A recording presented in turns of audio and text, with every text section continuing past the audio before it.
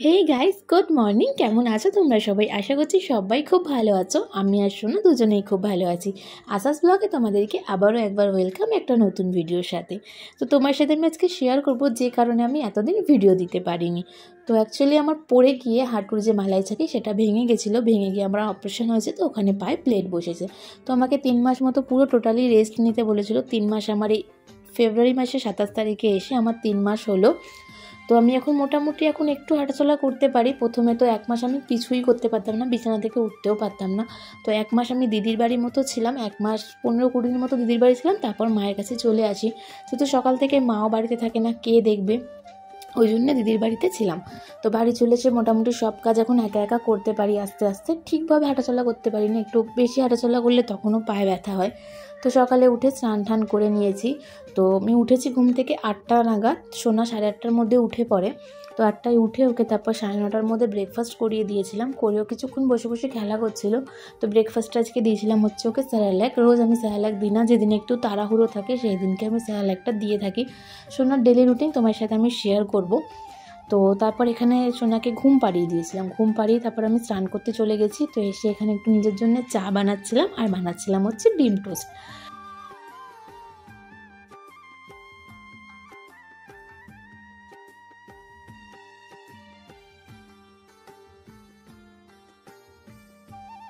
তো এখানে আমার চা আর ডিম টোস্ট দুটোই হয়ে গেছিলো। তো ভাবলাম তার মাঝখানে সোনাকে আজকে দেবো হচ্ছে খিচুড়ি দুপুরের লাঞ্চে। তো সবজিগুলো এখানে আমি কেটে নিয়েছি, আর চাল আর ডালটাও ধুয়ে রেখেছি। রোজ কিন্তু আমি সোনাকে খিচুড়ি দিই না, মাঝের মধ্যে দিই, যেদিনকে একটু তাড়াহুড়ো থাকে সেই দিনকে দিই। তো চা আর ডিম টোস্ট বানাতে বানাতে দেখছিলাম সোনা উঠে গেছে। তো ওকে আমি একটু কিছুক্ষণ চেয়ারের মধ্যে বসিয়ে দিলাম, যেহেতু সবজিগুলো কাটছিলাম তার জন্যে। নাহলে জানি না কেন আজকে সকাল থেকে একদম কোল ছাড়ছিল না। ও তোমরা দেখতে পাবো যখন খিচুড়িটা বানাচ্ছি ও আমার কিন্তু কোলেই রয়েছে। এরকম করে না, আজকে দেখি হঠাৎ করে এরকম করছিল।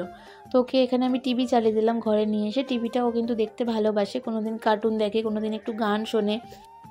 তো সোনা এখানে দেখি বসে যেহেতু টিভি দেখছে, আমি ততক্ষণ চা ডিম টোস্টটা খেয়ে নিলাম। তো সকালবেলা ব্রেকফাস্ট আমি করি না, মাঝের মধ্যে যখন ইচ্ছা হয় তাহলেই করি, নাহলে একদম টাইম পাই না বলে আর কি করা হয় না। তো এখানে আমরা যাই খাবো সোনাকে দিতে হবে। ও যতক্ষণ আমি দিচ্ছি না ততক্ষণ ও দাঁড়িয়ে থাকবে। এখানে এসে আমরা চা খাই, ভাত খাবো, রুটি খাবো, সব কিছুই ওকে আমরা একটু হলেও দিই। তো তারপর এখানে খাওয়া হয়ে গেছে, তারপর চলে এলাম হচ্ছে সোনার খিচুড়িটা বানাতে, কারণ প্রায় 12:30টার মতো বাজতে যায়। ওকে আমি 1-1:30টার মধ্যে দুপুরের লাঞ্চটা দিয়ে দিই। তো দেখি কোল ছাড়ছে না দেখে আমি আজকে কোলে কোলে নিয়েই ওকে রান্না করছি। তো আজকে ওকে খিচুড়ি দেবো, তোমাদেরকে বললামই। তো সকাল থেকেই আজকেও কোল ছাড়ছে না একদম। তো তারপর ওখানে খিচুড়িটা বসিয়ে দিয়ে আমি চলে এসেছিলাম সোনাকে তেল লাগাতে। সোনাকে তেল লাগিয়ে তারপর সোনাকে স্নান করিয়ে দিয়েছি। ওকে আমি ঠিক 12:30টা থেকে 1:45টার মধ্যে ওকে স্নান করানোর ডেলি চেষ্টা করি। কোনো দিন যদি ঘুমিয়ে থাকে লেট হয়, নাহলে এই টাইম। তো সোনাকে রেডি করিয়ে দিয়েছি, ওই ঘর থেকে এই ঘরে নিয়ে চলে এলাম। এখানে না জানলার ধারে বসে আছো, জানলার ধারে বসে কাক দেখতে ভীষণ ভালোবাসে। তো কাক দেখতে দেখতেও খেয়ে নেয়। তোর খাওয়া হয়ে গেছে, ওকে ফ্রেশ করে ড্রেসটা চেঞ্জ করিয়ে দিয়েছি, করে ওকে বসিয়ে রেখে এসেছি। ওই চেয়ারে বসে রয়েছে। তো ভাবলাম এখানে বাসনগুলো ধুয়ে নিই। আর সোনার এখানে জল ফোটাতে দিয়েছিলাম। তারপরও আধা ঘন্টা মতো খেলা করলো, করে ঘুমিয়ে পড়লো।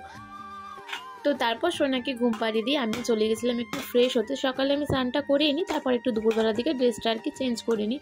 তো করে আমি এখানে খেতে বসে গেছি। আজকে মা রান্না করেছিল ডিমের ঝোল আর ভাত আর বেগুন ভাজা।